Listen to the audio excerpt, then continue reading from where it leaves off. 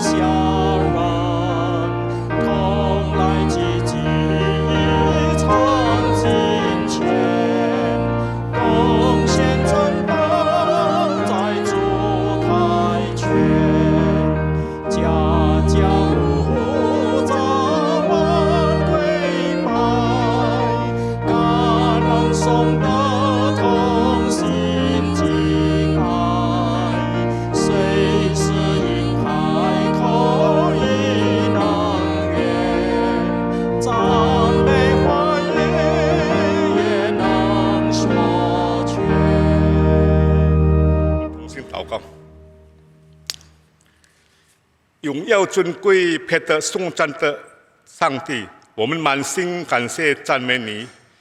你创造这世界，你照着你的形象样式创造我们。你在万人当中拣选我们成为你的儿女，你赐给我们有永恒的福乐。我们感谢赞美你。今天早上，你带领我们再次来到你的面前。我们要敬拜、歌颂、赞美你，我们要聆听你的话语。我们求主，你这个时候与我们同在。你把我们每一个人在这里的，我们的人在这里，让我们的心也在这里。我们要为我们弟兄姐妹不能来到这里的，他们在家中的，在其他城市的，在乡下的，在国外的，在每个角落能够听到你声音的，我们求主你赐福他们，你给他们同样有一个机会，像我们可以一起敬拜、歌颂、赞美你。我们把你的仆人伊凡克里斯蒂诺牧师，还有翻译的这个赖亨利弟兄交托给你，求主你用你的恩膏膏抹他们，求主你使用他们，把你所要讲的话语告诉我们。主啊，我们很需要你的话语，因为有了你的话语，我们就能够成长，我们就能够坚强。我们再次恭恭敬敬的把今天早上的聚会从头到末了都交托给你，愿一切的尊贵荣耀都归给你。我们这样祈求祷告，是奉靠我主耶稣基督的圣的名求的，阿们。弟兄姐妹们，请坐。我们在唱诗第2首的诗歌，主常砥我指我。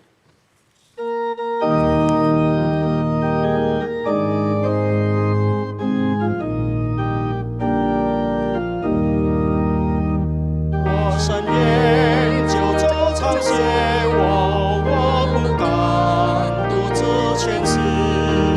我深愿主时刻同在，他此手领我前程，任凭他随意引导。我心中毫无畏惧，无论往不出远远，随主教中一路行。我深愿就走常学我心性软弱可怜，主向我发安慰声音，这生里充满思念，任凭他随意引导。我心中毫无畏惧，无论往不出远远，随主教中一路行。我深愿就走常写他慈母热烈照顾，直到行进约旦河边，那风靠出我温度，任凭他随意引导。我心中毫无畏惧，无论往不出远远，随主教中一路行。我们看我们圣经，请翻开马可福音第4章。马可福音，我们就看第2节念到第9节。马可福音找到了，我们开始来念。马可福音第4章第2节，有法利赛人来问他说：“人休妻可以不可以？”意思要试探他。耶稣回答说：“摩西吩咐你们的是什么？”他们说：“摩西使人写了血书，便可以休辞。”耶稣说：“摩西因为你的心硬，所以写这条律给你们。但从起初创造的时候，上帝造人是造男造女，因此人要离开父母，与妻子联合，二人成为一体。既然如此，夫妻不再是2个人，乃是一体的了。所以上帝配合的人不可分开。”我们就到此为止。我们再唱是第3首诗歌。我们第3首歌单靠恩典，我们唱第2节。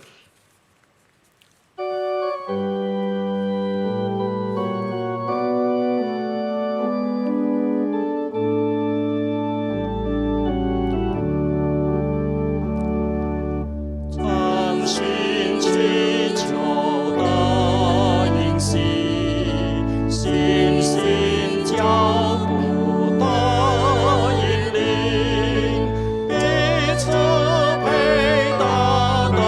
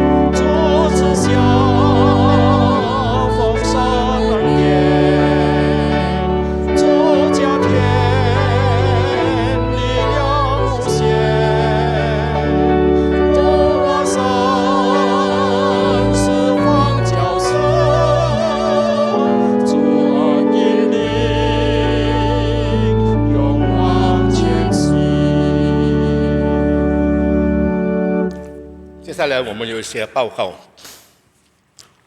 我们归正福音教会欢迎众多姐妹们来现场或线上参加主日崇拜会。随着疫情的好转，我们鼓励住在雅加达地区的弟兄姐妹们，可以珍惜上帝赐给我们的机会，来到教会参与实体的聚会，包括主日崇拜会、祷告会或者查经会等等。我们教会已经执行有关卫生和安全防疫措施，所以弟兄姐妹们，请你们安心来参加聚会。参加现场聚会的弟兄姐妹们，请在聚会进行当中，仍然戴着口罩。请选择3种方式的任何一种，填写崇拜会统制表，填写谷歌表单，填写纸质表单，发送短信或 WhatsApp 到电话在上面电话。上午中文堂、英文堂还有印尼文堂的主日崇拜会将在今天的下午4点钟重播。有弟兄姐妹们早上不能参加的，或者居住国外有时差的弟兄姐妹们可以收看。感谢上帝，长途荣国际布道团将举办2021年宗教改革专题讲座。讲员除了唐崇儒牧师以外，我们还有安东恩牧师、本雅明·因登牧师、Billy Cristiano牧师，还有 David 牧师，有5位讲员。我们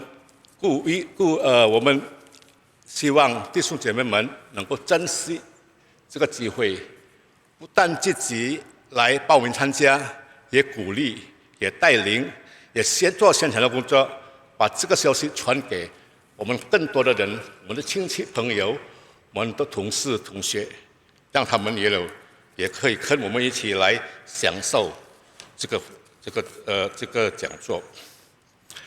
我们每个星期一直到星期五会播出一些的属灵的节目，请看荧幕上所显示的题目，还有时间。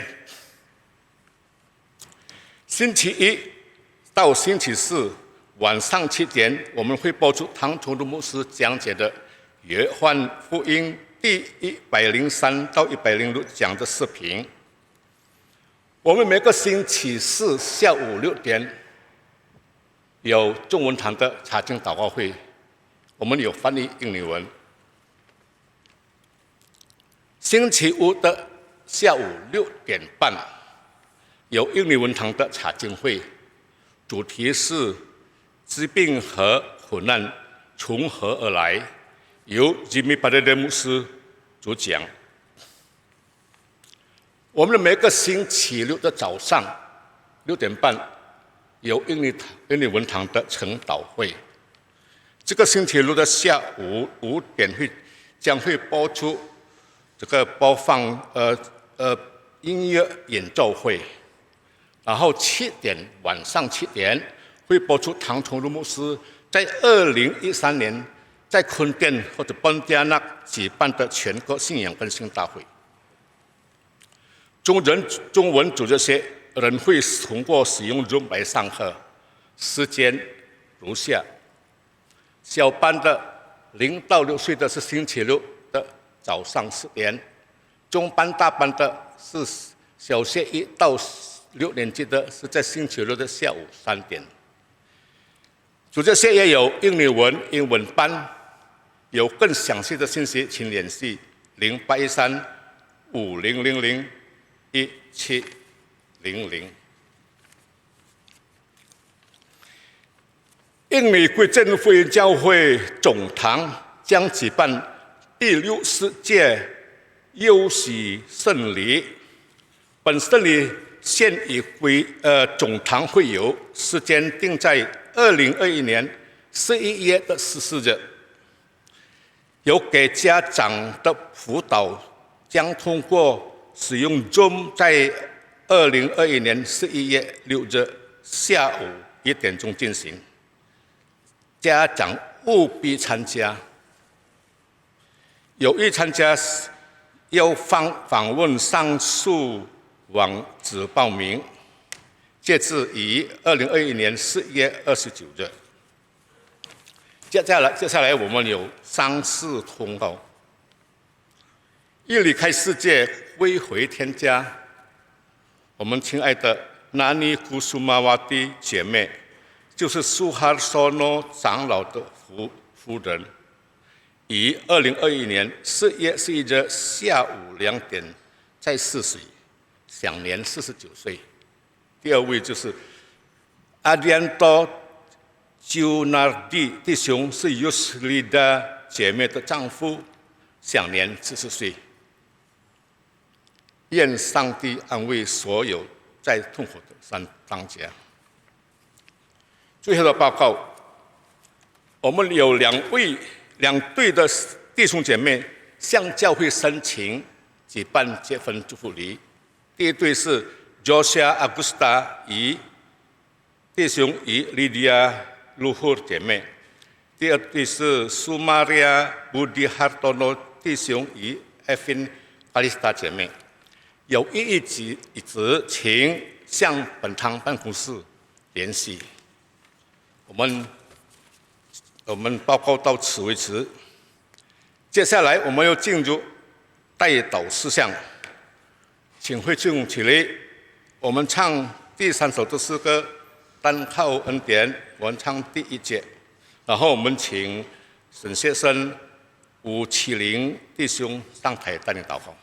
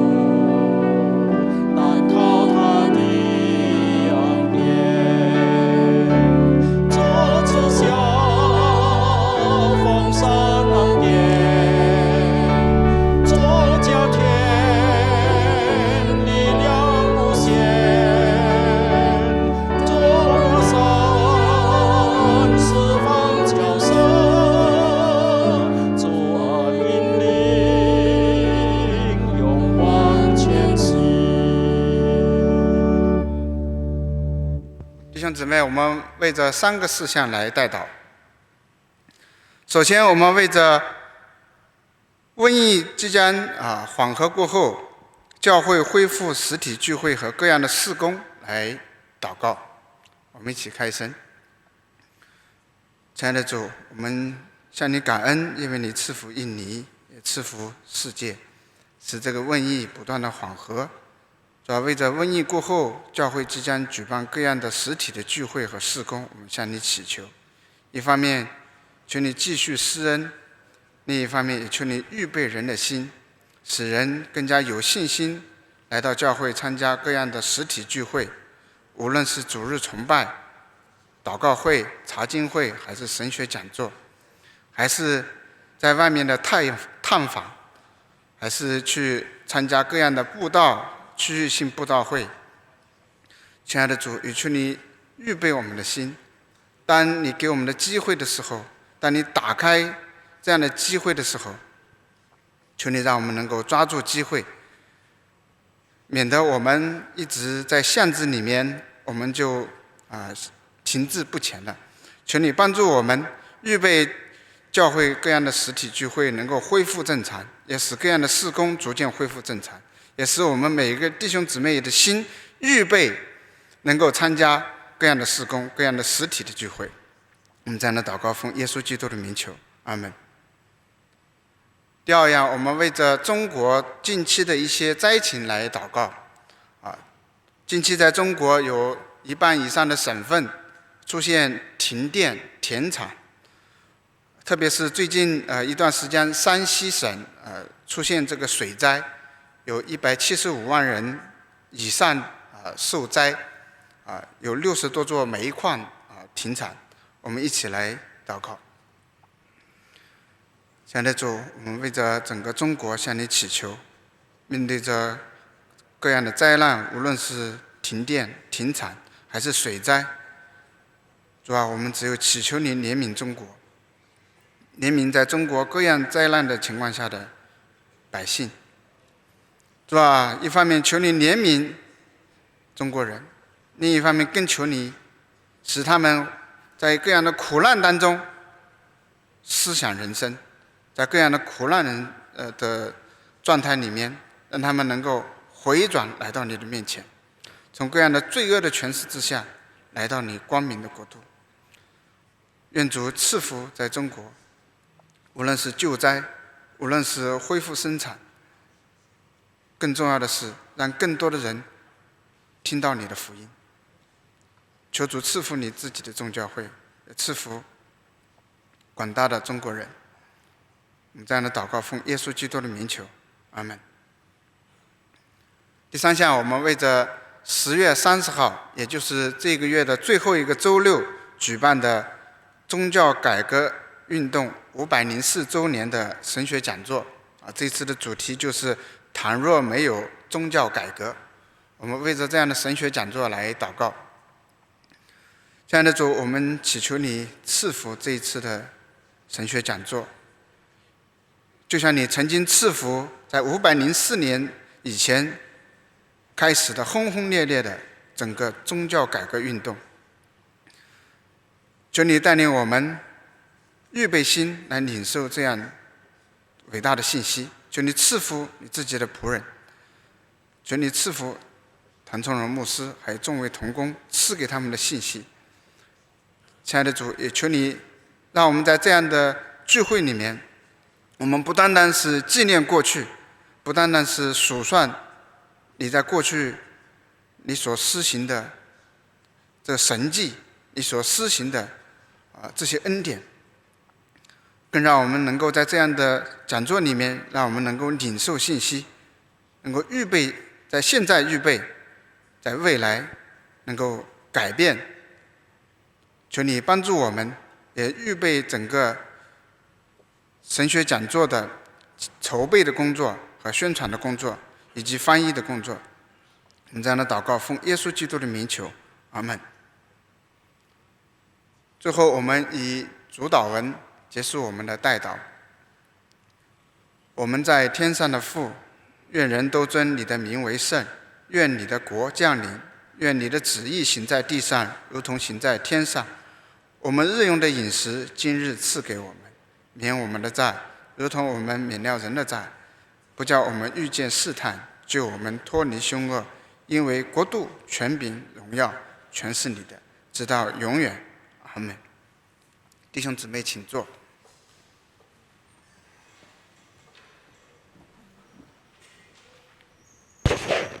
现在时间，我们请 George 小组诗班献诗，之后我们共请一番 Christel 牧师正道，请Henry Lai 弟兄翻译。我们唱诗第三首诗歌第2节，同时请 George 上台献诗。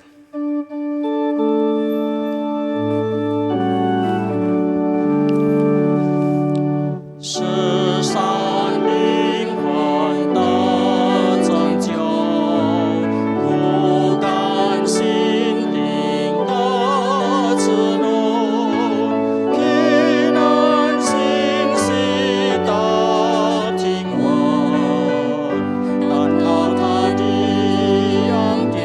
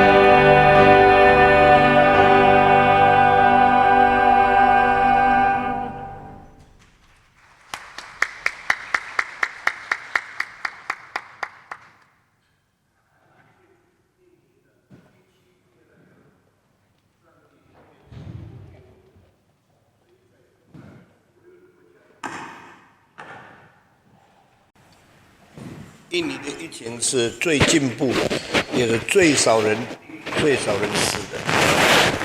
其实大家应该都有信心，因为政府许可，我们有1半的位置可以坐人。我们现在坐的还不到1/10，这里有1000多个位置，每一次聚会还不到100人，这很可惜的事情。那很多人在家里盼望不要养成习惯，不爱出门，那以后呢，因为怕病、怕死，结果变成一个很被动的人。今天呢，是伊范牧师给我们讲道，但是我要告诉你们，2个礼拜以前，我们到了梭罗，再到苏拉巴雅，也再到什马朗中甲，在3、4个城市里面，我们举行了几次的聚会。一次是梭罗的这个建堂成功，第1次公开主日崇拜的首次的聚会。那么梭罗这个城市不大，但是这个城市的人口相当多，所以我们建了一个可以坐700人的礼拜堂，最高的地方大礼堂可以坐525个人，在副堂里面我们可以坐差不多175个人，还有7个主日修课室，还有图书馆，还有一个这个会议室，还有一个书店，还有一些在这个铁路局的地方里面租到的广场。你们看这个小小的礼拜堂，这里有525个座位可以坐在上面，看起来非常壮观，也非常好看，非常美丽。这个是正堂。看副堂, sekarang melihat akan gedung yang kedua, coba dikasih lihat. 他们不知道我在讲什么。这个是正堂，从后面看到前面，这个从 balcony 就是从阁楼看下去的情形。Ada lagi? Coba ditayang lagi. sudah, ini sudah， 这个就是，那这个是从讲台看到后面500多座位的礼拜堂。Ada lagi， 这是还没有进堂的，我们有一个比较小的耶稣跟12个人徒守圣餐的图画，那一天刚刚做好就用车运到那边去。那这个是我在这个签署这个我们开幕礼的那个设备。Sesudah ini ada lagi， 这个后来我们到第2个城市苏拉巴雅 ，jangan lepas， gambarannya terus， 在泗水我们要这个建立一个学校，这个学校可以收1000多个学生，在一片地皮上面，这个学校我们盖5层楼的课室。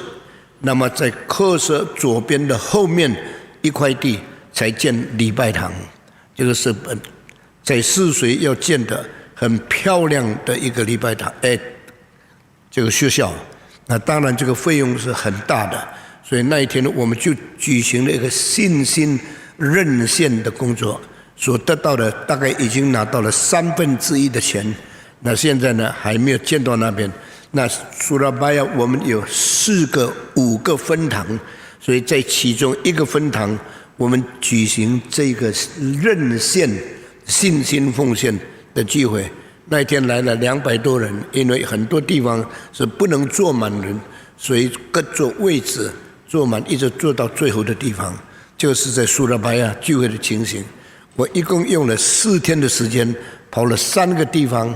那这个是我们在基达拉亚的土地上要建礼拜堂的地方，我们聚集跟当地的这个执事们一同祷告，一同把这个地方再次奉献给上帝的情形。所以我们看见各地的教会正在发展，一间一间的发展，实在是充满感谢。上帝的恩典恩泽在我们身上是没有停止，这是神赐福他儿女，也是赐福我们圣工的一个记号。terus sesudah itu我不知道正在实际的现场，在你们跟他们讨论要从哪里开始等等。Ada lagi， 那我们现在到第3个城市，就 Yogyakarta。Yogyakarta 是一个日里苏丹的所在地，苏丹就是还没有被荷兰统治以前，在地方的小王。那这个地方的王到现在还有权柄治理他们的城市，所以他的规条非常严格。虽然他不是很深入或者很笃信的回教徒，但是他还有这王位，以及有他很大的权柄。所以整个城市所有的教堂、回教堂、佛庙等等都不能建得太高，所以这是唯一一个城市我们没有建高的这个塔，把耶稣的十字架就进到空中去。梭罗有27公尺高，我们这里有66公尺高，但是Jogja这个城市，军苏丹只许可我们盖16公尺。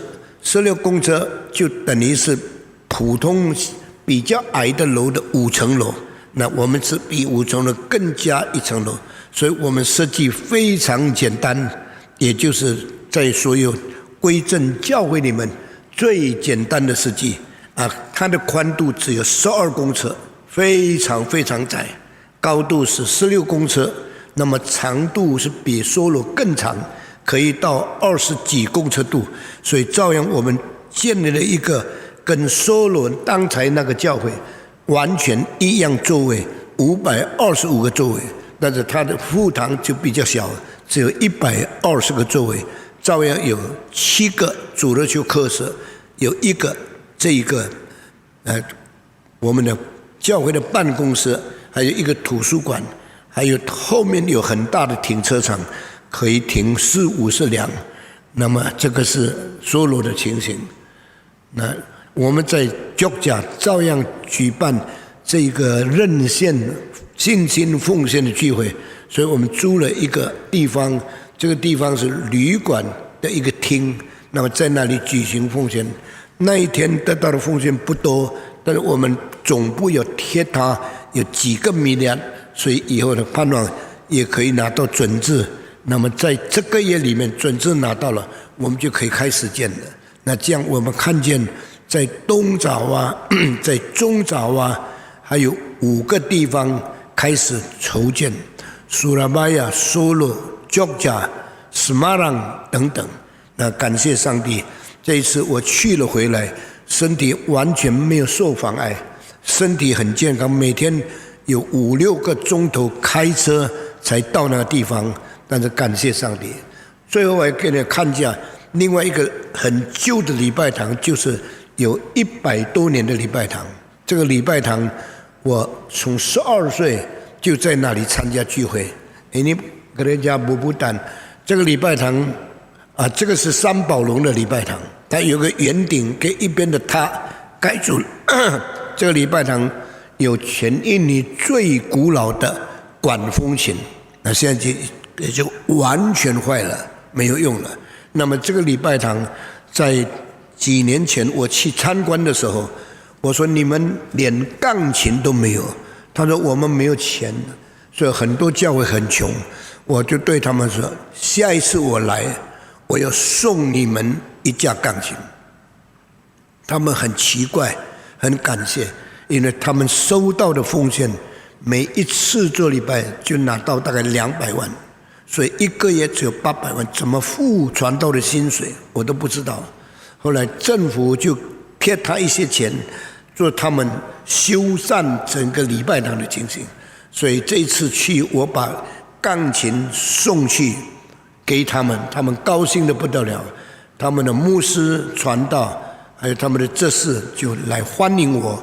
我到他们中间，把钢琴交给他们以后，他们非常欢喜，因为从今以后，他们做礼拜有音乐，所有他们从前的这个管风琴都照相做得很好看，但是都完全没有声音了。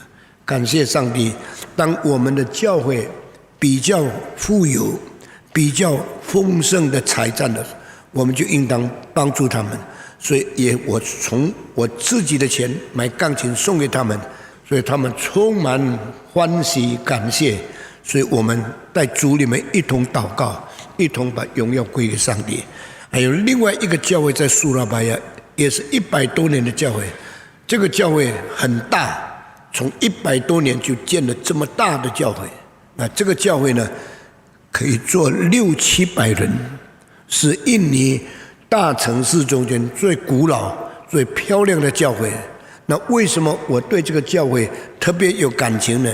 因为我12岁的时候，在那边听季志文牧师讲道，有15个晚上，一共21个晚上的这个布道会，我参加15个晚上，坐这里，坐那里，坐楼上，坐旁边，四周每一天都不同的地方座位，因为这个是布道会，人山人海。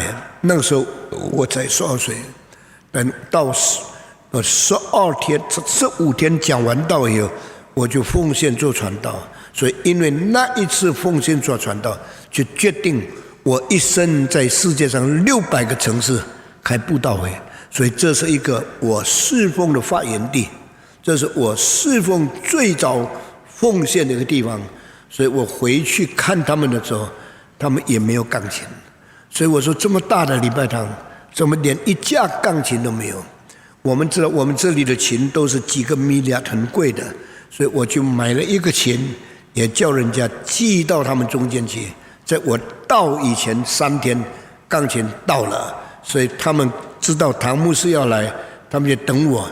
那我们就每一个人以他们的这次见面的时候，我就在钢琴试试看，我上面签了我的字，因为我怕钢琴的公司印尼人不懂得，他记错了，把这一架寄到地方，那架放在地方，所以我写这个是奉献给北伊美伊曼努尔礼拜堂的钢琴。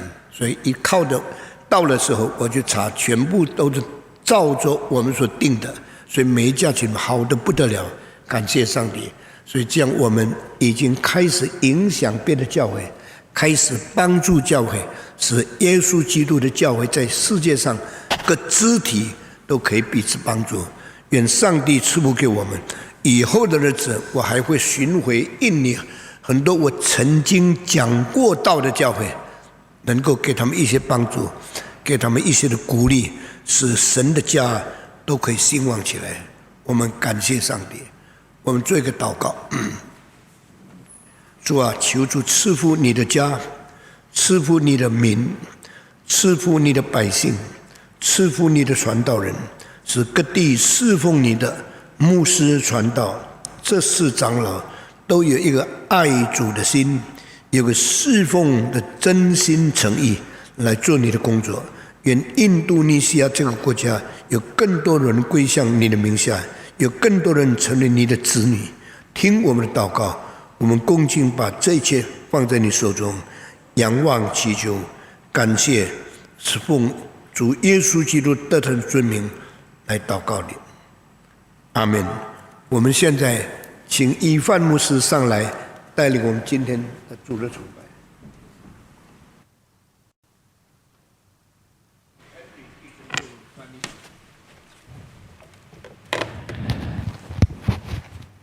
Mari kita berdoa. 让我们同心祷告。 Bapa di surga, berikan kepada kami hati 主啊，求你赐给我们谦卑的心， yang rindu untuk menantikan firman-Mu. 同时也是饥渴慕义的心。 Kiranya Tuhan berbicara kepada setiap kami 愿你与我们每个人说话， dan melimpahi kami dengan hikmat dan pengertian. 求你将你由你而来的智慧和悟性赐给我们， Karena hanya Engkaulah sumber segala hikmat, sumber segala pengetahuan. 因为唯独你是一切的知识、智慧和悟性的源头。 Berikan kepada kami hikmat surgawi dan bukan pengajaran manusia. 求你将天上的智慧，而不是人世上的智慧赐给我们。 Dalam nama Tuhan Yesus kami berdoa. 我们奉主耶稣基督的名祷告， Amin. 阿门。 Hari ini kita akan membuka kitab Pengkhotbah pasal 11. 今天我们将一同翻开传道书11章。 Pengkhotbah adalah kitab hikmat. 传道书是智慧书， Di dalam bahasa Ibrani disebut Kohelet. 在希伯来文叫做 Kohelet。Dan kita hari ini akan mempelajari Pengkhotbah pasal yang ke-11. 今天我们将一起解读传道书11章， Saya akan membaca ayat pertama dan kedua. 将为大家读第一和第二节。 Lemparkanlah rotimu ke air, maka engkau akan mendapatkannya kembali lama setelah itu. Berikanlah bahagian kepada 7, bahkan kepada 8 orang. Karena engkau tidak tahu malapetaka apa yang akan terjadi di atas bumi. 当将你的粮食撒在水面，因为日久必能得着。你要分给7人或分给8人，因为你不知道将来有什么灾祸临到地上。 Dibuka dengan menaburkan roti. Kalau kita menaburkan roti, lama setelah itu kita akan mendapatkannya kembali. 这一章开头就告诉我们，粮食撒在水面，日久必能得着。 Apa maksudnya kita melemparkan roti ke air? 什么叫做粮食撒在水面呢？ Ada 2 penafsiran 有2种解读， yang kita bisa melihat 2 penafsiran ini sebagai saling melengkapi. 这2种解读是相辅相成的。 Tafsiran pertama, melempar roti ke air artinya bermurah hati. 首先，第一种解读是把粮食撒在水面，意味着一种慷慨的施予。 Berarti kalau kita ada kesempatan dalam dunia, mari kita melakukan perbuatan yang baik. 意味着凡事只要我们有机会，让我们在这个世界上多做善行。 Melempar roti ke air berarti melakukan perbuatan yang baik. 把粮食撒在水面，意味着行善。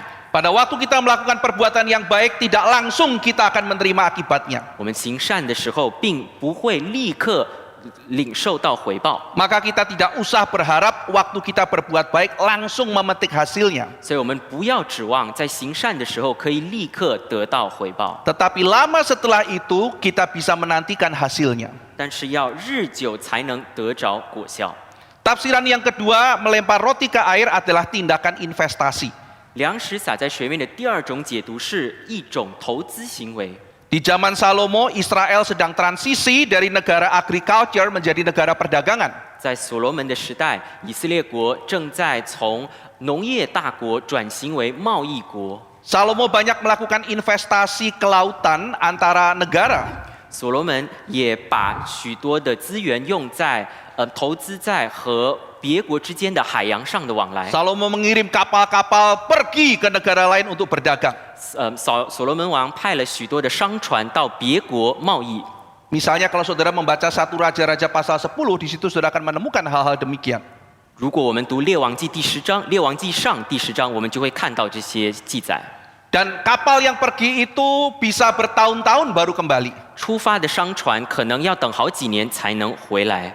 Berinvestasi itu seperti melempar roti ke air. 投资就像把粮食撒在水面一样， Dia pergi dan melalui waktu yang sangat panjang.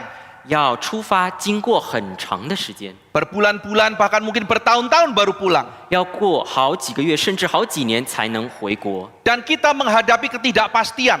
而在这过程中，我们会面临不确定性。 Dalam ayat kedua dikatakan karena engkau tidak tahu malapetaka apa yang akan terjadi di atas bumi. 第2节提到，因为你不知道将来有什么灾祸临到地上。 Kalau rombongan kapal pergi bisa saja terjadi badai atau gelombang. 商船出发之后，可能在海上遇难， Ada sakit penyakit, ada perampok, dan ada penipuan. 可能会有风暴、海盗、疾病等等。 Berdagang itu serba tidak pasti. 贸易充满各种各样不确定性。 Kita seringkali tidak mengetahui apakah yang saya kerjakan ini ada artinya. 我们很多时候不知道我们现在所做的是否真的有意义。 Taburkan rotimu ke air, lakukan perbuatan yang baik. 粮食撒在水面，要行善， Investasikan waktumu, segala milikmu untuk hal yang baik. 要把你的时间、你的一切用作善行而投资。 Tapi pengkhotbah mengatakan engkau tidak tahu apa yang akan terjadi. 但是传道书的作者告诉我们，我们不知道将来会发生什么。 Apakah yang saya kerjakan akan ada hasilnya? 我们现在所做的真的有回报吗？ Kalau saya rajin berdoa, apakah ada gunanya? 我如果勤于祷告，真的会有回报吗？ Kalau saya rajin menginjili, apakah ada hasilnya? 我如果积极传福音，真的有益处吗？ Saya menyerahkan waktu saya untuk menjadi guru sekolah minggu. Tiap minggu saya mengajar, apakah ada hasilnya? 我付出时间，每个礼拜教主日学，真的会有所回报 Saya 吗？ mempersembahkan seluruh hidup saya melayani Tuhan, apakah ada hasilnya? 我把我的一生献给上帝，真的有益处吗？ Saya memberikan persembahan, apakah ada dampaknya? 我奉献难道真的有回应吗？ Kita pasti akan senang kalau melihat semua hal itu berbuah. 如果我们所献出的都能够结出果子，我们一定会感到安慰。 Tetapi pengkhotbah mengingatkan tidak ada yang bisa memastikan semua hal itu. 但是传道书告诉我们，没有人可以做保证。 Pengkhotbah mengajarkan menabur itu baik, menabur itu penting. 传道书告诉我们，撒种是好的，是重要的。 Seorang yang menabur yang baik suatu hari akan mendapatkan hasilnya. 撒好种的人，一定有一天能够有所回报。 Tapi kita tidak bisa memprediksi hari depan. 但是我们没有办法预测明天， Dan itu menakutkan. 这是可怕的事。 Pengkhotbah mengajarkan kepada kita bahwa kita menghadapi resiko. 传道书告诉我们，风险无处不在。 Kita semua suka petualangan tapi tidak suka resiko. 我们每个人都喜欢冒险，但不喜欢风险。 Tidak heran video games adalah permainan yang sangat digemari. 我也因此，为什么游戏和电子游戏是人人所喜欢的？ Video games menawarkan berbagai petualangan tetapi tidak ada resiko. 电子游戏给我们各种各样的冒险，但是却没有任何风险。 Kalau saudara menjadi seorang tentara, resikonya adalah tertembak dan mati. 我们如果是一个士兵，我们有可能在战场中死亡。 Kalau saudara main video game, saudara bisa ikut perang apapun dan kalau tertembak, saudara tidak ada resiko apapun. 但是我们可以玩任何游戏，在里边就算死了，我们也不会受到任何伤害。 Kalau saudara memanjat gunung, maka di situ sangat banyak resikonya. 我们如果去爬山，也同样有各样的风险。 Kalau saudara main video game, Anda bisa memanjat gunung apapun dan kalau jatuh dalam permainan video game tidak ada resiko. 但是玩游戏的话，就算在游戏里爬山死了，也没有任何风险。 Semua orang mau kesenangan dan petualangan tapi tidak mau resiko. 每个人都在寻求冒险，寻求快感刺激，但是 Tidak semua orang adalah risk taker. 不是所有人都能够接受风险。 Tapi pengkhotbah mengajarkan dalam kehidupan kecil atau besar semua orang menghadapi resiko. 但是传道书告诉我们，每一个人，无论任何人，或大或小的事上都有风险。 Waktu saudara berangkat kerja atau anak berangkat sekolah ada resiko. 去上班的路上，去上学的路上也有风险， Resiko kecelakaan, resiko ban pecah ditabrak orang. 可能发生意外、出车祸、轮胎破了等等。 Sekarang mau pergi ke supermarket ada resiko tertular COVID.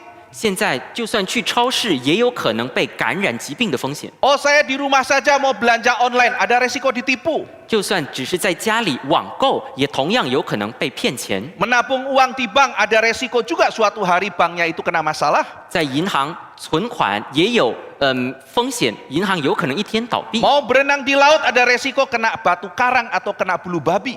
就算在海洋游泳，也同样有可能会被海浪或被各样的动物所侵扰。 Demikian orang Kristen ketika mengikut Kristus bukan berarti bebas semua resiko. 同样的，基督徒在跟随基督的时候，也同样有风险。 Kristus tidak pernah mengajarkan kita percaya saya kamu bebas semua resiko. 耶稣从来没有教导我们，只要跟随他就能免于各种风险。 Kristus mengajarkan kepada kita menghadapi resiko dengan perspektif yang baru. 但是基督教导我们用新的视角面对风险。 Bahkan kalau kita membaca kitab suci, semua tokoh yang paling penting menghadapi resiko. 甚至我们在读圣经的时候，我们看到各种各样的重要人物都在面临风险。 Esther meresikokan nyawanya menghadap raja dan bertarung melawan Haman. 以斯帖他要面临冒着生命的危险去见王，以及和哈曼争斗。 Esther ada pilihan, yaitu dia berhasil atau dia mati. 以斯帖可以选择他要保住自己的性命，还是要冒着生命危险。 Apakah saudara dalam pelayanan sudah pernah sampai kepada mati atau berhasil? 弟兄姐妹们，你们在服侍的过程中有冒过生命的危险吗？ Esther menghadapi itu. 以斯帖真真实实的面对， Daniel beresiko menghadapi singa. 但以理也冒着狮子的生命危险。 Sadrah, Mesah, Abednego menghadapi dapur api. 撒德兰、米撒、亚伯尼哥要进入火窑， Resiko mengikut Tuhan itu adalah dia mati. 他们跟随主的代价就是冒着生命危险。 Ketika Daud bertarung melawan Goliat, itu resiko sangat besar. 大卫面对歌利亚的时候，也在面临危险。 Kemudian ketika Musa menghadap penguasa despotis yaitu Fir'aun, itu resiko sangat besar. 摩西也同样面临法老王的时候，也冒着大的风险。 Ketika Rahab menetapkan dalam hatinya untuk membela orang Israel, di situ dia sedang dalam resiko besar. 妓女喇合在决定要保护以色列人的时候，也在冒着生命危险。 Bagaimana kalau Israel kalah? 如果以色列人被打败了怎么办？ Maka habislah dia dengan seluruh keluarganya. 他和他的家人也都会被剿灭。 Ketika Rut memutuskan ikut Naomi, dia beresiko. 路德决定跟随拿俄米的时候，也冒着风险， Hari depannya suram. 他的未来看起来非常的渺茫。 Ketika Petrus dan Paulus mengikut Tuhan Yesus, penuh dengan resiko. 彼得、保罗决定跟随耶稣，也同样冒着风险。 Bahkan saudara, kalau tanpa resiko, apa yang kita bisa teladani dari mereka? 弟兄姐妹们，但是如果没有风险的话，我们有什么可以效法他们的呢？ Justru resiko dan bahaya membuat tekad seseorang dan tindakan seseorang itu begitu mulia. 正是因为有风险，所以一个人的觉志和行动才是荣耀的。 Apakah saudara akan menghormati Daniel kalau dia dibuang di gua kucing?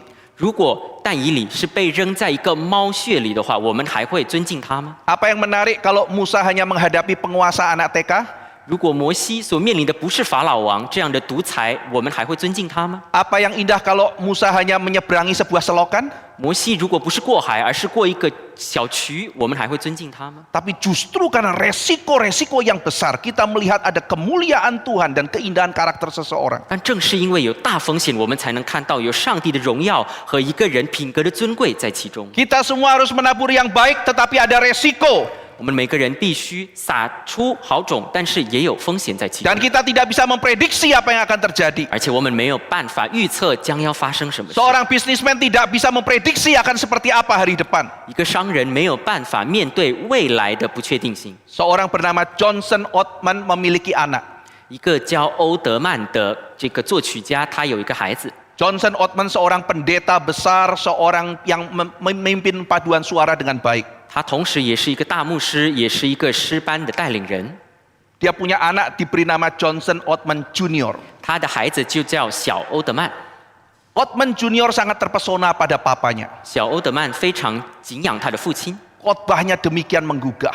他所讲的道非常激励人心， Punya bakat musik dan memimpin paduan suara. 而且父亲也有非常令人敬佩的音乐天恩赐。 Maka dari kecil dia punya keinginan, aku mau jadi seorang hamba Tuhan. 所以他从小就立志要做上帝的仆人。 Aku mau melayani Tuhan seperti papaku melayani Tuhan. 我要像我的父亲一样服侍上帝。 Dan dia masuk sekolah teologi. 他就因此上神学院， Dilatih ketat untuk mengerti firman Tuhan. 经历严格的训练，明白上帝的话语。 Setelah lulus sekolah teologi, dia masuk melayani di gereja. 神学院毕业之后，他就去教会服侍。 Tetapi kisah hidupnya tidak seindah ayahnya. 但是他的人生的故事没有像父亲一样， Ternyata khotbahnya tidak baik, 他讲的道不像父亲那样有能力， sehingga akhirnya tidak ada pendeta yang undang dia. 所以最后没有任何教会愿意聘请他。 Oh, mungkin dia tidak usah jadi pengkhotbah, dia bisa menjadi seorang pendeta yang membesuk.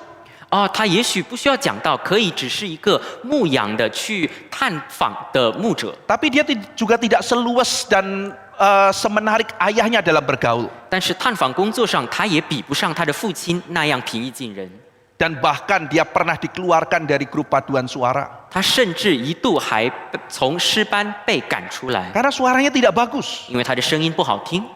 Ada resiko bukan? 他面临各样的风险，不是吗？ Saya mau melayani Tuhan. 我要服侍上帝， Tetapi ternyata ada resiko. 但是有风险， Apakah semuanya sia-sia? 这一切都是徒劳吗？ Sampai suatu hari Johnson Ottman Jr. akhirnya cari kerja yang lain. 直到有一天，小欧德曼不得不找别的工作， Dia sangat sedih dan terus bertanya sama Tuhan, Tuhan kenapa Tuhan tidak mau menerima pelayanan saya? 他非常的沮丧，一直问上帝为什么不愿意接纳他的侍奉。 Di umur 35 sampai 36 dia mulai mengarang lagu. 他在35、36岁的期间，他就开始写歌， Dan coba-coba lagu itu diedarkan. 这些歌他就开始广传。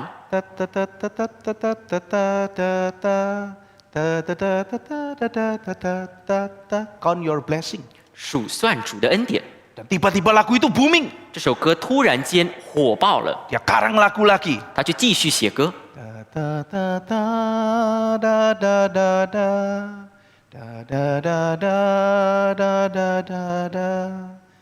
Higher ground.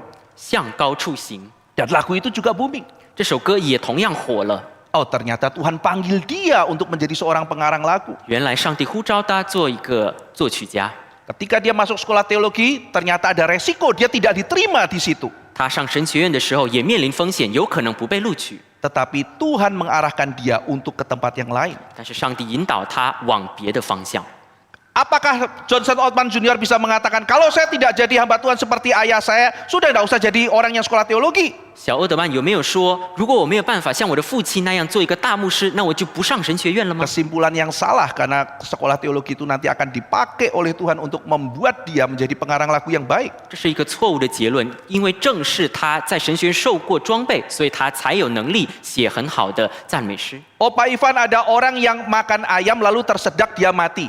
一番牧师啊，我看到一个人吃了鸡肉就被噎死了。 Oh kalau begitu sudah, karena ada resiko tidak usah makan ayam lagi. 那这样的话，吃鸡肉有风险，就不要吃鸡肉了。 Oh saya lihat di toko itu ada kebakaran dan ada orang meninggal. 啊，我看到那里的店面着火了，里面有人死了。 Oh kalau gitu tidak usah pergi ke toko lagi. 那这样的话，我们都不要出门买东西了。 Setiap hari ada begitu banyak orang meninggal karena kecelakaan di jalan. 每一天在路上，因为路上的意外，很多的人因此丧命。 Karena itu jangan naik mobil, jangan naik motor lagi karena banyak kecelakaan. 这样的话，因为那么多车祸，那就我们不要再坐车了，不要再开车了。 Itu adalah kesimpulan yang sangat salah. 这是非常错误的结论。 Ada resiko, 有风险， tapi bukan berarti jangan bertindak. 但并不意味着我们不可行动。 Ada begitu banyak resiko dalam melayani Tuhan. 侍奉上帝有各样的风险， Kalau gitu aku tidak mau melayani Tuhan. 这样的话，我还是不要侍奉上帝。 Itu seperti orang yang karena melihat ada resiko di jalan tidak mau keluar. 这就像是看到路上有风险却不愿意出门的人。 Jadi jawabannya bukan tidak melakukan apa-apa, 所以答案不在于什么都不做， tetapi kita perlu melakukan sesuatu dengan bijaksana. 答案在于我们必须智慧的去做事， Kita perlu melakukan yang baik, 我们必须行善。 tapi ada begitu banyak resiko. 但是行善有风险， Maka pelayan Tuhan harus mengerjakan sesuatu dengan bijaksana. 所以上帝的仆人必须以智慧行事。 Kita tidak bisa menghindarkan resiko, tapi kita bisa mengurangi resiko. 我们没有办法避免风险，但是我们可以减低风险。 Dikatakan di dalam ayat yang kedua, berikan bagian kepada 7, bahkan kepada 8 orang. 第二节提到，你要分给7人或分给8人。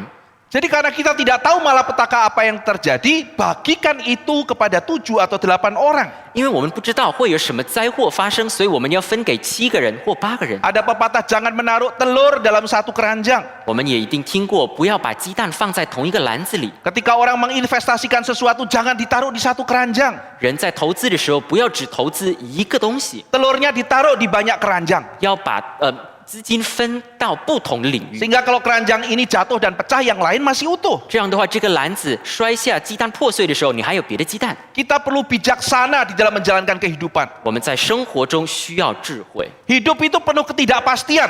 生命充满不确定性。 Bagaimana orang bijaksana di dalam Tuhan menghadapi ketidakpastian? 在主里的人要如何面对不确定性呢？ Kita perlu menjalankan kehidupan dengan bijaksana. 我们必须以智慧面对不确定性。 Kita tidak boleh berhenti untuk melakukan sesuatu yang baik. 我们行善做好事，却不能停止。 Tetapi kita perlu kematangan dalam melakukan sesuatu. 但是我们在行事的时候，需要成熟的自己。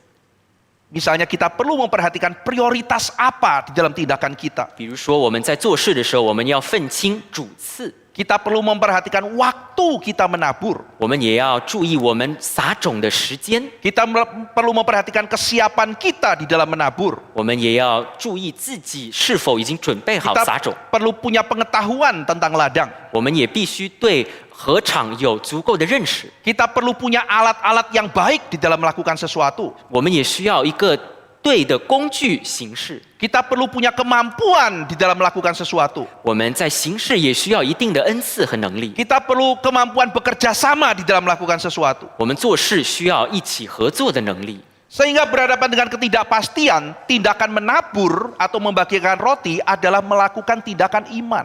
因此，在面对不确定性的时候，撒种就是一个信心的行为。 Menabur seharusnya bukan menjadi tindakan masa bodoh. Ya pokoknya saya kerja. 撒种不应该是一个鲁莽的随意的决定，只要撒就可以了。 Atau menabur bukan tindakan penuh kesombongan. Pokoknya saya tabur pasti ada hasilnya. 撒种也不应当是狂妄的一个举动，只要撒就一定有结果。 Menabur sebetulnya adalah tindakan iman. 撒种是一个信心的举动。 Kita berharap kepada Tuhan. 我们是因为在上帝存有盼望才撒种。 Jangan simpan talenta saudara. 我们不要把恩赐占为己有， Berikan hidup saudara, waktu saudara, harta saudara kepada sesuatu yang baik. 应当把我们的生命、我们的恩赐、我们的一切用作好事。 Kita tidak tahu apa yang ada di hari depan, tapi kita percayakan kepada Tuhan. 我们不知道明天会发生什么事，但是我们交托在主手中。 Sekarang kita lihat ayat ketiga dan keempat. 接下来我们看第3、第4节。 Bila awan-awan sarat mengandung hujan, maka hujan itu dicurahkannya ke atas bumi. Dan bila pohon tumbang ke selatan atau ke utara, di tempat pohon itu jatuh, di situ ia tinggal terletak. Siapa senantiasa memperhatikan angin, tidak akan menabur. Dan siapa senantiasa melihat awan, tidak akan menuai. 云若满了雨，就必倾倒在地上；树若向南倒或向北倒，树倒在何处就存在何处。看风的必不撒种，望云的必不收割。 Ada orang yang sangat sibuk mengamati keadaan. 有的人一直忙着观察四周。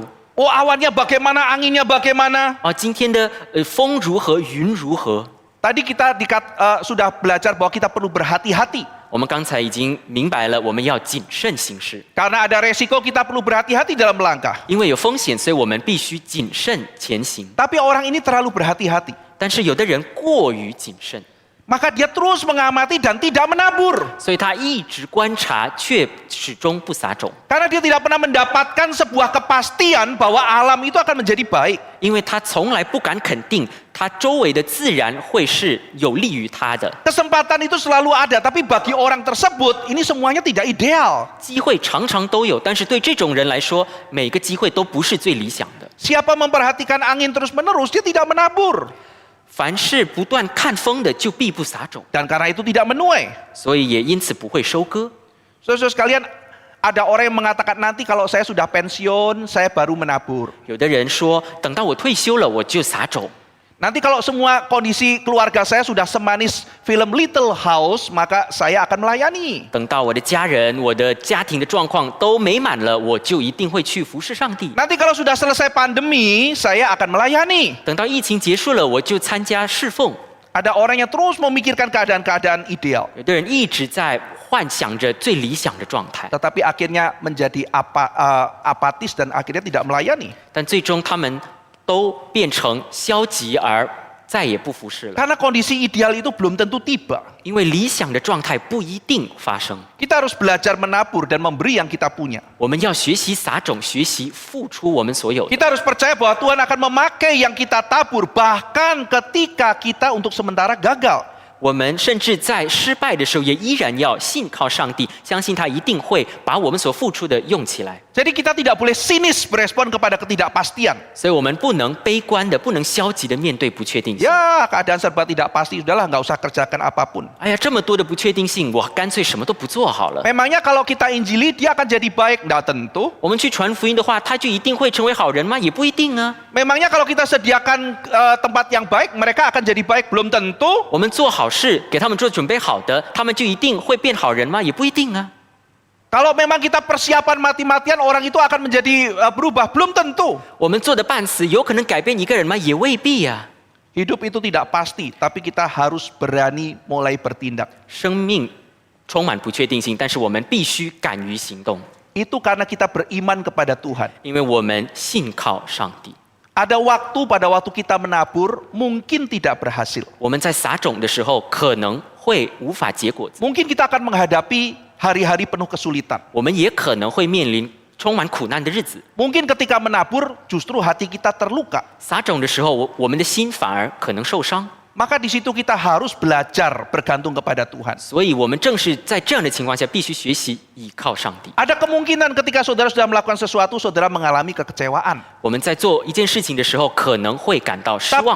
Tapi kalau saudara tidak pernah melakukan apa-apa, pengkhotbah mengatakan sudah pasti kita tidak akan mendapat hasil apa-apa. 但是如果我们什么都不做的话，传道书告诉我们，我们必不收割。 Kalau kita mendapatkan sesuatu yang tidak baik, Tuhan bisa memakai hal itu untuk kebaikan kita kelak. 但是如果我们做事，即便我们失败了，上帝也会使用这些失败，对我们产生未来的益处。 Kita tidak boleh takut menghadapi kegagalan. 我们面对失败时，不可以害怕； Tidak boleh patah semangat untuk menghadapi kegagalan. 面对失败的时候，不能灰心丧志。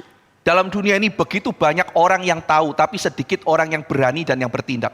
世界上很多人知道各样的事情，但是很少人敢于行动。 Banyak orang memiliki pertimbangan, tetapi sedikit orang yang mengambil langkah untuk melakukan. 很多人可以考虑各种各样的事情，但是很少人敢于做出行动。Petani yang terus memperhatikan cuaca dan tidak menanam, dia tidak akan menuai. 一直在观察天象的农夫，却一直不撒种，他就不可能收割。 Petani harus berani bertindak menghadapi ketidakpastian. 农夫在面对不确定性的时候，必须敢于行动。 Suatu hari saya belanja di toko makanan organik, 我有一天去一个有机蔬果商店买 lalu 东西， saya tanya, apakah melon ini manis? 我就问商店这一个水果甜吗？ Lalu penjaganya bilang, rata-rata manis pak, 啊，卖家就说一般的来说是甜的， biasanya manis. 一般的来说是甜。 Lalu saya tanya, tapi kalau yang ini manis tidak pak? 但是我就问他这一颗呢甜吗？ Dia senyum bilang, tanya ke alam pak, 他就笑笑着说：“你还是问大自然吧， tergantung tanahnya, 这个要看土地的情况， tergantung mataharinya. 要看阳光的普照程度。 Kita cuma bisa tabur dan tuai. 我们只懂得撒种收割， Biasanya manis, 一般的来说是甜， tapi saya tidak berani jamin yang ini pasti manis. 但是我不敢保证这一颗就是甜的。 Tapi dia menabur, 但是他撒种了， dia melakukan sesuatu, 他做了行动， dan dia menuai. 他也收割了。 Saudara-saudara sekalian, ada saatnya kita tidak bisa memprediksi apapun di hari depan. 弟兄姐妹们，有时候我们实在是无法预测明天发生什么事， Banyak hal yang kita tidak bisa kontrol. 很多时候是在很多东西在我们的掌控能力之外。 Ini muncul di ayat yang ketiga. 这第3节告诉我们这件事。 Kalau ada pohon tumbang ke selatan atau ke utara, tempat pohon itu jatuh, di situ ia tinggal terletak. 树若向南倒或向北倒，树倒在何处就存在何处。 Kita tidak pernah tahu kalau pohon tumbang itu tumbangnya ke arah mana. 树要倒下的时候，我们不知道它会往哪个方向倒， Kita tidak bisa prediksi ini pohon mau tumbang ke arah kiri atau kanan. 我们没有办法预测是要向左倒还是向右倒。 Maka banyak hal kita tidak bisa kontrol. 所以很多的事情在我们的控制范围之外。 Pengkhotbah mengajarkan serahkan kontrol itu kepada Tuhan. 传道书告诉我们要把控制权交给上帝， Kita tetap melayani meskipun kondisi tidak ideal. 即便情况不理想，我们仍然要侍奉。 Tuhan mengizinkan keadaan yang berbeda-beda. 上帝允许各种各样的状态发生， Jangan tunggu semua sempurna baru bertindak. 我们千万不要等到一切完美了才行动。 Sekarang kita lihat ayat yang kelima. 我们看第5节， Sebagaimana engkau tidak mengetahui jalan angin dan tulang-tulang dalam rahim seorang perempuan yang mengandung, demikian juga engkau tidak mengetahui pekerjaan Allah yang melakukan segala sesuatu. 风从何到来，骨头在怀孕妇人的胎中如何长成，你尚且不得知道。这样行万事之神的作为，你更不得知道。 Di ayat 5 diceritakan pekerjaan Tuhan yang misterius dan ajaib. 第5节告诉我们上帝奇妙而神秘的工作。 Kita tidak bisa mengerti bagaimana Tuhan memberikan roh kepada seorang anak. 我们很难去明白上帝如何把灵赐给一个胎儿， Tiba-tiba di dalam rahim seorang ibu muncul kehidupan. 在妇人的胎中可以突然间有生命， Muncul sebuah pribadi dari rahim ibu. 可以有一个位格孕育在其中。 Bagaimana roh itu bisa masuk ke sana? 这个灵是如何进入的呢？ Tuhan bekerja tapi kita tidak tahu bagaimana Tuhan bekerja. 上帝工作了，可是我们不知道。 Terlalu ajaib sampai pun kita menggunakan sains yang paling canggih pun ada begitu banyak hal tidak bisa dijelaskan. 过于奇妙，以至于我们用各样的科学方法也都很难解释清楚。 Pengkhotbah mau mengatakan, ya memang banyak hal yang kita tidak bisa tahu akan kehidupan. 传道书告诉我们，生命的确有很多我们不知道的事， Tetapi jangan lupa bahwa Allah terus bekerja dan dia bekerja melampaui pikiran kita. 但是千万不要忘记，上帝一直不停的工作，而且他的工作超过我们的 Pengkhotbah 想 dengan 象。 realistis menggambarkan keadaan begitu banyak hal tidak bisa kita kendalikan. 传道书告诉我们，许多的事情在我们的控制范围之外， Tapi apa keberanian kita untuk melangkah?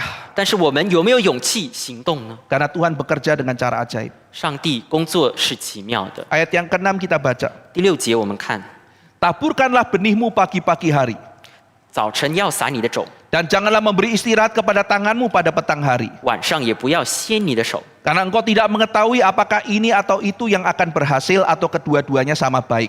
因为你不知道哪一样发旺，或是早撒的，或是晚撒的，或是两样都好。 Jadi kalau kita tidak tahu apa yang terjadi dan kita tahu bahwa Allah bekerja dengan misterius, sekarang bagaimana kita berespon terhadap ketidakpastian?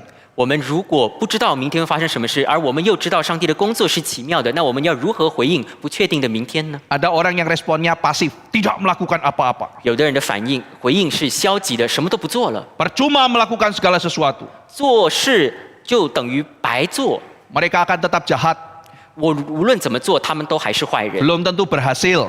我们做的不一定成功。Kadang-kadang kita menghadapi kekecewaan, saudara. 我们很多时候面临失望， Mungkin saudara sudah melakukan segala sesuatu dengan sangat rajin dan saudara belum melihat hasilnya. 我们殷勤的做事，付出了很多，却看不到回 Itu 报。 membuat kita menjadi apatis dan menjadi pasif. 这让我们变得越来越冷淡，越来越消极。 Percuma melakukan sesuatu.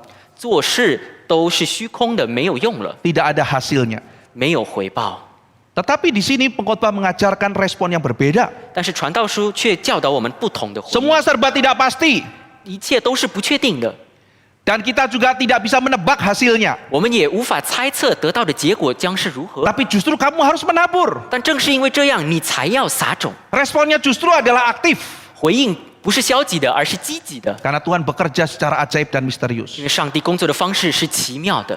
Justru karena banyak ketidakpastian, pengkhotbah mengajak kita orang-orang Kristen, jadilah pekerja keras. 正是因为充满不确定性，所以呢，传道书教导我们要殷勤做工， Jangan pasif dan tidak mengambil kesempatan. 不要消极，不要错过机会， Terus menabur bagi pekerjaan Tuhan meskipun kita tidak tahu mana yang berhasil, mana yang belum berhasil.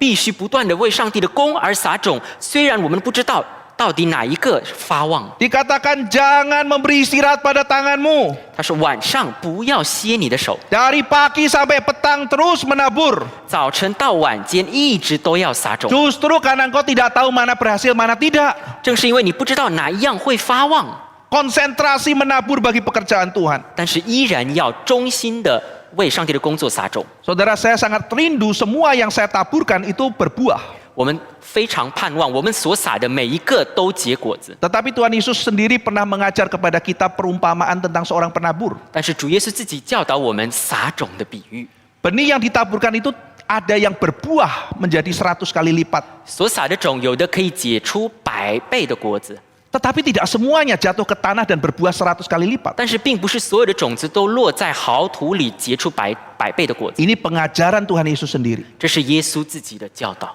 Ada yang jatuh ke jalanan lalu dimakan oleh burung. 有的掉在路边被鸟吃了， Ada jatuh ke tanah berbatu. 有的掉在石头的土地上， Ada yang dihimpit oleh semak duri. 有的被荆棘地给压扁了。 Mungkin saudara seorang guru sekolah minggu dan menabur. 一个主日学老师勤于撒种， Lalu saudara melihat, aduh kok anak sekolah mingguku begini ya. 但是他看到为什么我教的孩子却是这样的呢？ Aku sudah persiapan sekuat tenaga. 我已经努力的备课了， Aku sudah memberikan seluruh waktuku. 我付出了这么多时间， Tapi kenapa benih itu tidak jatuh ke tempat yang tepat? 但是为什么这个种子没有落在好土里呢？ Saudara-saudara sekalian, kita harus berhadapan dengan fakta. 弟兄姐妹们，我们必须面对事实， Tidak semua benih yang kita tabur itu akan menjadi berbuah 100 kali lipat. 那就是我们所撒的种子，不是每一个都会结出100倍的果子。 Justru kalau kita berpikir semua yang kita tabur pasti seperti itu, maka kita sendiri akan menjadi kacau. 如果我们想象我们所撒出的每一个种子一定都会结出100倍的果子，那我们自己就会陷入混乱。 Ini adalah model lain dari teologi sukses. 这是成功神学的另外一种表现。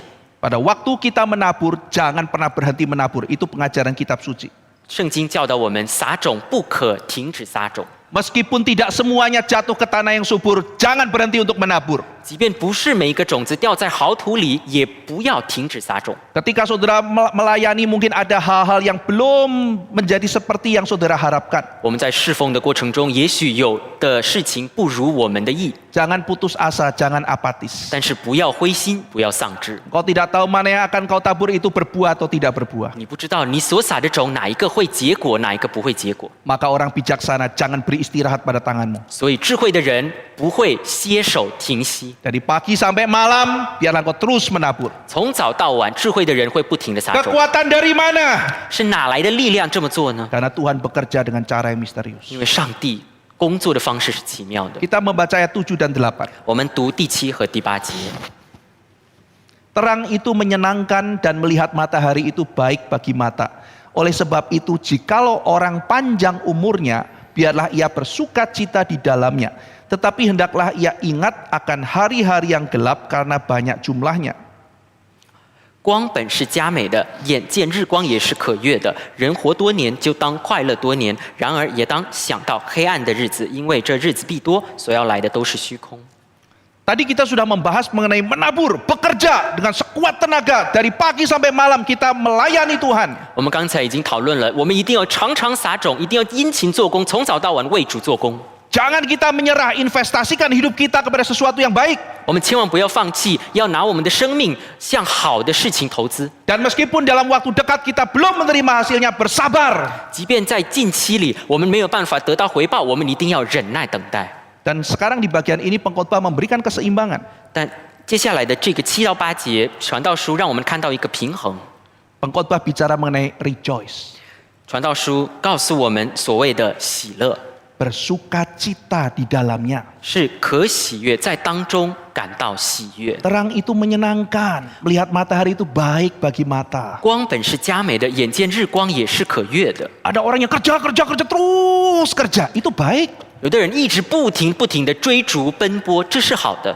Tapi tunggu dulu. Lihat Tuhan cipta matahari.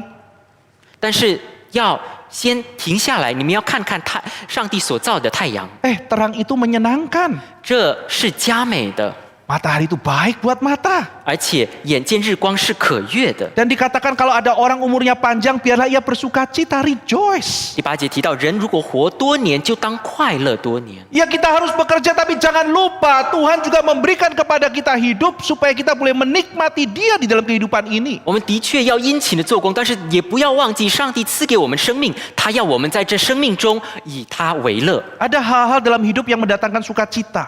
生命中有许多的事情可以使我们感到快乐、喜乐。 Hidup ini serba tidak pasti, tapi jangan lupa Tuhan juga memberikan sukacita kepada kita. 生命充满不确定性，但是千万不要忘记，上帝在这生命中也赐给我们快乐。 Maka di ayat ke-8 ada kata rejoice, ada kata remember. 所以第8节既提到快乐，也提到想到， Hendaklah ia ingat akan hari-hari yang gelap. 也当想到黑暗的日子。 Kita jangan lupa bekerja sampai tidak ada waktu untuk menikmati persekutuan dengan Tuhan. 我们的确要不停的殷勤的做工，但是我们也要记得要用时间和上帝有团契， Menikmati berkat-berkat yang Tuhan berikan kepada kita. 要有时间享受上帝赐给我们各样的恩惠。 Nah, ketika kita bicara mengenai menikmati, pengkhotbah juga memberikan keseimbangan yang lain. Rejoice, but remember. 当我们要论起喜乐的时候，传道书也告诉我们，不仅仅要快乐，也要想到黑暗的日子。 Pengkhotbah demikian realistis. 传道书非常的现实， Dalam hal hidup ini tidak semuanya menyenangkan. 让我们看到这个现实的生活，并不是每一天都是美好的。 Kita memiliki hari-hari yang tidak menyenangkan, yang menyedihkan. 有的日子是黑暗的，是悲痛的， Remember. 一定要想到这些日子。 Tetapi jangan sampai, hidup itu tidak menyenangkan, semuanya tidak menyenangkan. 但是我们千万不要因为这样而沉沦在黑暗的日子里。 Ada rejoice. 黑暗的日子里也有喜乐， Maka rejoice dan remember ini adalah hidup yang seimbang. 所以快乐、喜乐和想到黑暗的日子是平衡的生活。 Kita melihat dalam kitab pengkhotbah ada dua cara ekstrim dalam menjalankan kehidupan. 传道书告诉我们在生活中有2个极端的方式。 Ekstrim yang pertama adalah orang yang terlalu optimis melihat kehidupan. 第一种极端的生活方式是过于乐观的看待生命。 Hidup itu menyenangkan. 哇，这生命实在是太令人快乐。 Kalau orang Kristen percaya Yesus semua selesai. 就像是基督徒信上帝，一切问题都解决了， Semua masalah hilang, semua penyakit sembuh. 所有问题解决了，没有任何病痛， Semua utang hilang asal percaya Yesus. 只要信耶稣，所欠的债都还清了。 Pokoknya apapun percaya Yesus semuanya selesai. 无论如何，你只要信耶稣，问题都解决了。 Dia ketemu orang, kamu ada kesusahan bro? 见到他的弟兄，哎，你有问题吗？ Kamu kesusahannya apa? 你遇到什么问题呢？ Aku tidak punya jodoh. 哎呀，我找不到女朋友。 Percaya Yesus semua masalahmu selesai. 你只要信耶稣，你的问题都解决了。 Saya sakit. 我生病了， Sudah ke dokter tidak sembuh-sembuh. 我去了医生都医不好 Banyak dosa, bertobat, percaya Yesus, pasti sembuh. 啊，那是因为你罪太多了，就要悔改，信耶稣一定健康。 Ada orang yang melihat kehidupan itu demikian gampang. 有的人把生命看得这么简单， Pokoknya percaya Yesus semua masalah selesai. 只要信耶稣，问题都得到解决。 Mari kita rejoice. 所以我们就要喜乐， Mari kita merayakan kehidupan. 我们要快乐庆祝这生命。 Ada orang Kristen yang berlompat-lompatan di depan acara kedukaan. 有的基督徒在丧事的时候却活蹦乱跳的快乐， Sampai orang yang berduka itu bingung. 甚至在守丧的这些人都感到奇怪。 Dia mengatakan, mari kita rejoice karena dia sudah ada di surga. 他说：“让我们快乐起来吧，因为他已经在天堂里了。” Mereka memandang kehidupan itu demikian simpel, demikian gampang. 他们把生命看得如此简单。 Ini adalah orang-orang naif yang tidak bijaksana. 这些人都是天真的、没有智慧的人。 Kita pengkhotbah membukakan, hey bro, hidup tidak senaif yang kau pikirkan. 传道书却告诉我们：弟兄啊，生命不像你想的那么简单。 Percaya Yesus semua selesai? 信耶稣真的都解决吗？ Bagaimana kamu menjawab pertanyaan orang-orang yang beriman yang saleh tapi sakit? 你要怎么回答那些有信心、敬虔的人，他们却生病了呢？ Bagaimana kau menjawab pertanyaan orang-orang fasik tetapi mereka kelihatan sukses di mata dunia? 而有的人，他们是恶人，可是他们在世人的眼中却是顺遂的呢？ Bagaimana kau menjawab pertanyaan ada orang baik mati muda, ada orang jahat panjang umur? 有的义人英年早逝，有的恶人却一直臭名昭著，活得很多年。你要怎么回应这些事呢？ Waduh, dalam hidup ada begitu banyak hal yang kita nggak bisa jelaskan. 生命中有这么多的事情无法我们解答， Kita nggak bisa menjalankan kehidupan seperti orang naif dan masa bodoh. 我们无法天真的、蛮不在乎的对待这个生命。 Pokoknya beriman pasti sembuh. Bagaimana menjelaskan kisah Ayub? 你只要有信心，你就一定得救，你就一定的病得医治。我们要怎么解释约伯的故事呢？ Bagaimana kita menjelaskan bagaimana para rasul yang akhirnya satu persatu memberikan nyawa dipersembahkan kepada Tuhan mati martir? 我们要怎么解释那些圣经新约的使徒们，他们如何为上帝献上生命，最后死了呢？ Pengkhotbah mengkuliti orang-orang yang berpikir naif seperti itu. 传道书正在一一的揭开这些天真的人的面具。 Rejoice! 快乐吧， Tunggu dulu, tidak segampang itu. 等等等等，生命没那么简单。 Wah, tapi setelah orang dibukakan fakta dunia yang demikian mengerikan ini. 传道书把世界如此恐怖的事实摆在眼前之后， Wah, ternyata hidup gak gampang ya. 人因此意识到生命真的不简单， Ikut Tuhan gak gampang ya. 跟随主真的不是容易的事， Berteman gak gampang. 交朋友也不是容易的事， Berkeluarga gak gampang. 建立家庭也不是容易的事， Bergereja tidak gampang. 去教会服侍也不是容易的事， Bekerja tidak gampang. 工作也不是容易 Semua 的事， tidak mudah. 一切都不容易， Maka dia menjadi takut. 所以人开始害怕了， Lalu menjadi skeptis. 开始怀疑了， Menjadi apatis. 开始消极了， Dan menjadi sinis. 也开始愤世嫉俗了。 Nah, ini adalah tipe orang yang kedua. Tipe yang sinis dan apatis. 这是第二种人，就是冷淡的、消极的另外一个极端。 Rejoice! Rejoice apa? 快乐，快乐什么呢？ Hidup ini begitu menakutkan. 这生命这么的可怕， Bersukacita dalam Tuhan. 我们要在主里喜乐。 Kamu nggak ngelihat begitu banyak orang sengsara? 喜乐什么？你难道看不到有那么多受苦的人吗？ Kamu nggak lihat begitu banyak orang mati? 难道看不到那么多人死了吗？ Kamu nggak ngelihat begitu banyak orang miskin? 难道看不到那么多人这么穷吗？ Lihatlah dalam dunia ini ada begitu banyak kesulitan. 世界上有这么多的苦难，你看不到吗？ Ayo kita melayani. 我们热心服侍上帝吧。 Kamu nggak melihat begitu banyak orang melayani nggak ada hasilnya? 你难道看不到那么多人服侍上帝却没有任何回报吗？ Nah, ini orang yang terus mengingat-ingat ada hal-hal yang sulit. 这样的人一直定睛在困难的事， Akhirnya mereka berhati-hati sekali, 他们也因此变得格外的谨慎， tetapi kehilangan sukacita. 但是却失去了快乐。 Pengkhotbah mengajarkan rejoice, remember. 传道书教导我们既快乐，同时也想念黑暗的日子。 Pengkhotbah tidak menyangka kehidupan itu sulit.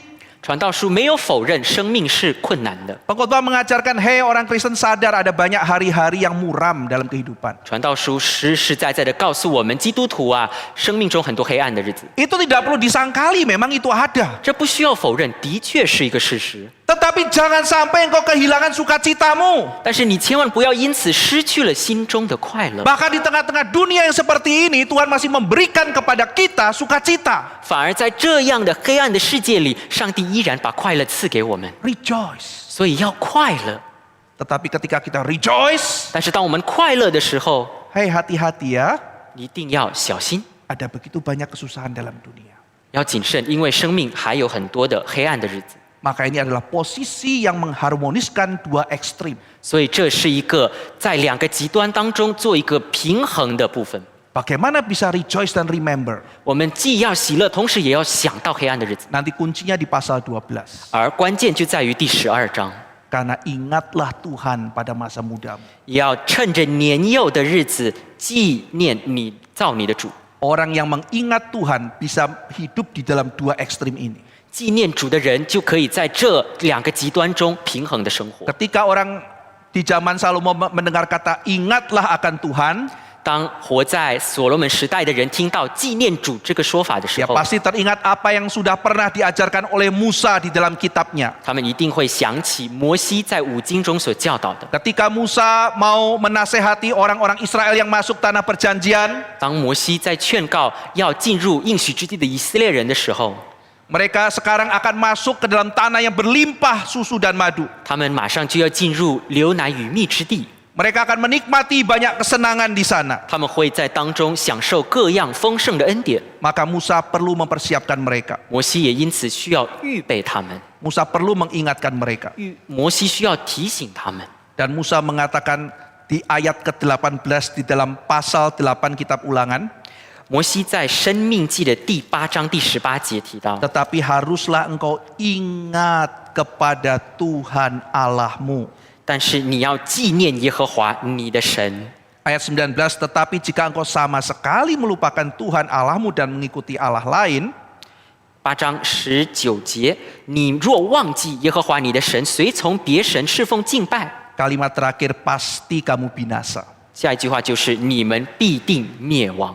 Jadi mengingat Tuhan, tidak boleh melupakan Tuhan. 纪念耶和华，纪念上帝，不可忘记。 Ketika kita sedang di dalam kesusahan, bagaimana saya punya kekuatan untuk rejoice? Karena ada Tuhan di situ. 当我们在困苦中，我们要如何快乐呢？有上帝与我们同在。 Ketika orang sedang di dalam rejoice, ingat Tuhan. 人在快乐的时候，要纪念我们的上帝 Di。dalam Ulangan pasal 8, Musa sekaligus memberikan mengingat Tuhan di dalam dua kondisi ini. 摩西在生命记第8章是在这两种情况下提醒我们要纪念上帝。 Waktu engkau senang menikmati segala hal yang indah, ingat Tuhan, jangan sombong, jangan lupa. 你们在快乐、在进入应许之地的时候，要纪念主你们的耶和华。 Waktu kamu lapar, waktu kamu susah, ingat Tuhan juga. 但你们在困苦、在饥饿的时候，也要纪念耶和华你的神。 Di padang gurun engkau lapar, Tuhan mengingat engkau, Tuhan mengizinkan engkau mengalami semuanya itu dengan sesuatu tujuan yang baik. 在旷野的时候，你们挨饿，但是耶和华纪念你们，为的是可以操练你们。 Waktu rejoice, ingat Tuhan. 快乐的时候要纪念主， Waktu susah, ingat Tuhan. 困苦的时候也要纪念主。 Maka di sini orang Kristen diajarkan satu cara hidup yang sangat bijaksana. 所以基督徒在这里就被教导要智慧的、平衡的生活。 Kitab Pengkhotbah, kitab hikmat. 传道书是智慧的书， Kita menghadapi resiko dalam kehidupan. 我们生命中面对风险， Kita menghadapi ketidakpastian dalam kehidupan. 面对各样不确定性， Kita masuk dalam masa pandemi. 我们进入到疫情中， Ada begitu banyak ketidakpastian. 有充满各样的不确定性， Bagaimana kita bersikap? 我们要如何回应？ Pengkhotbah mengatakan selalu ada resiko. 传道书告诉我们，始终有风险， Tetapi jangan pernah membiarkan tangan kita ini terlena. 但是千万不要松懈我们的手。 Dari pagi sampai menjelang sore, biarlah kita bekerja giat bagi pekerjaan Tuhan. 从早到晚，让我们殷勤的为主做工。 Ada saatnya berhasil, ada saatnya kita gagal. 有时候成功，有时候失败， Tapi keberanian kita terus mencoba adalah karena Tuhan bekerja dengan cara yang ajaib. 但是我们要敢于不断的尝试，这是上帝奇妙做工的方式 Dan。sambil terus kita melayani Tuhan dengan tidak henti-henti, jangan lupa rejoice. 我们在不停的工作的过程中，你不要忘记要快乐， Nikmati persekutuan yang Tuhan berikan. 你要享受上帝所赐给你的团契， Nikmati berkat yang Tuhan berikan. 享受上帝赐给你的祝福。 Ketika saudara diberikan makan minum setiap hari, bersyukur dan menikmati apa yang Tuhan berikan. 弟兄姐妹们，领受各样的饮食、各样的祝福的时候，要以此为乐。 Ada begitu banyak sukacita yang Tuhan berikan, bahkan dalam hal yang paling sederhana. 上帝赐下太多太多的恩典，在最小的事情上也 Di 同 rumah 样如此。 ketika saudara masih bisa berdoa dengan keluarga, nikmati persekutuan ini. 当我们还有机会在家里和家人一起祷告的时候，好好享受吧。 Ketika masih bisa makan bersama dengan keluarga, nikmati hal itu. 当我们还有机会和家人共餐的时候，好好享受。 Ketika saudara masih bisa membaca buku yang baik, nikmati hal itu. 当我们还有机会读一本好书的时候，好好享受。 Ketika ada kesempatan untuk boleh beribadah, biarlah kita menikmati anugerah Tuhan. 当我们有机会好好的敬拜上帝的时候，也让我们享受吧。 Rejoice but remember. 快乐，但也要想到黑暗的日子。 Mari kita berdoa. 让我们同心祷告。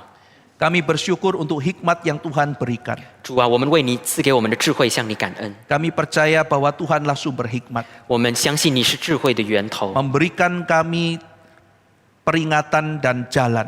你赐给我们各样的提醒和道路方向， Sehingga kami tidak kehilangan arah hidup dalam dunia ini. 使我们在生命中不至于迷失了方向。 Terima kasih untuk firman pada hari ini. 主啊，我们为今早的话语向你感恩。 Mengingatkan kami untuk terus menabur apapun kondisinya. 你不断的提醒我们，无论什么情况下，要不停的撒种。 Mengingatkan kami untuk bersukacita di dalam Tuhan dan mengingat akan hari-hari yang susah. 同时也提醒我们在主里不仅要快乐，也要想到黑暗的日子。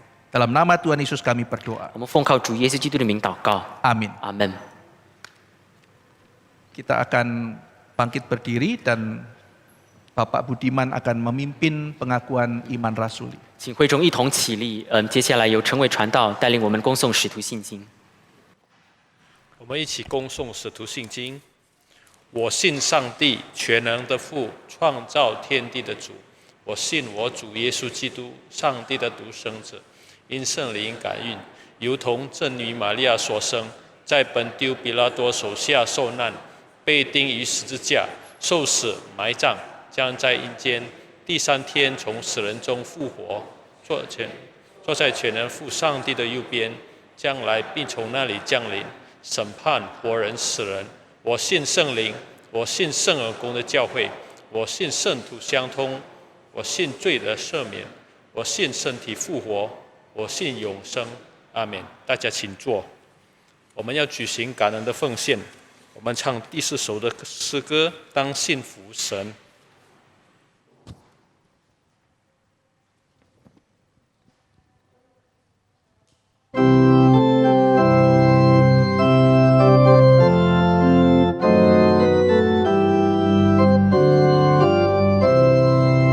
当信服神，即使你道路孤寂，他留意你脚步关怀之真。你虽有笑，他和人负也不顾。当信服神，当信服神，当信服神，他是至尊。当信服神，他真看顾世人。凡神儿女，靠他的神。当信服神，当信服神，当信服神。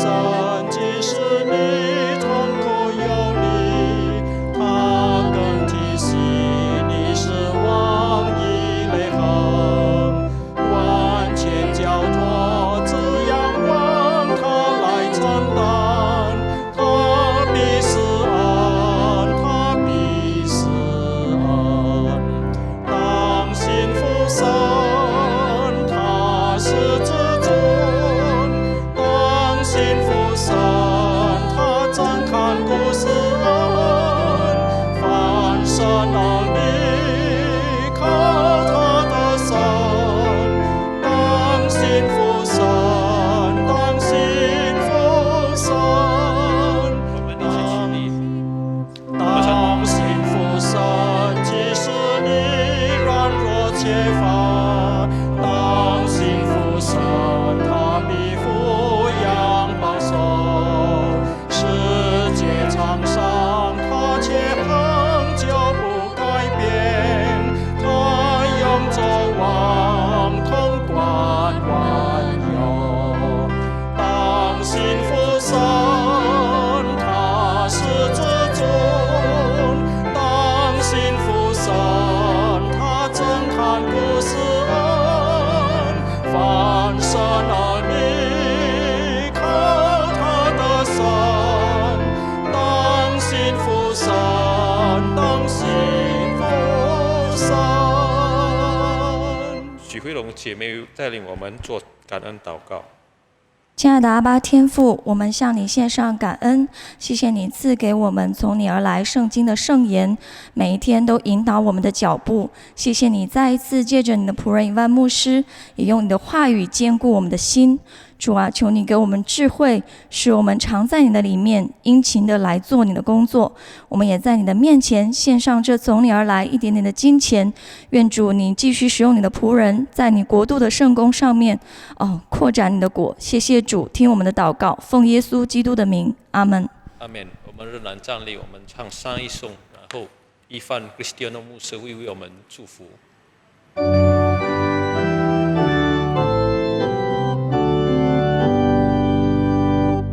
普天之下，万国万民，齐声赞美父子圣灵，三位一体，同荣同尊，万有之源，万福之本。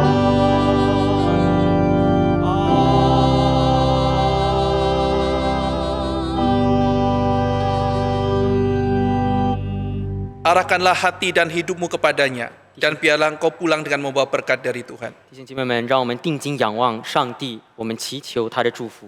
Kiranya kasih dari Allah Bapa, 愿天父上帝的慈爱， damai sejahtera dari Anak, 愿耶稣基督的平安， dan persekutuan dengan Roh Kudus 愿与圣灵的交通 akan mengiringi dan menyertai saudara senantiasa 常常与我们每个人同在， dari sekarang 从今时 sampai kesudahan zaman. 直到永永远远。 Amin. 阿门。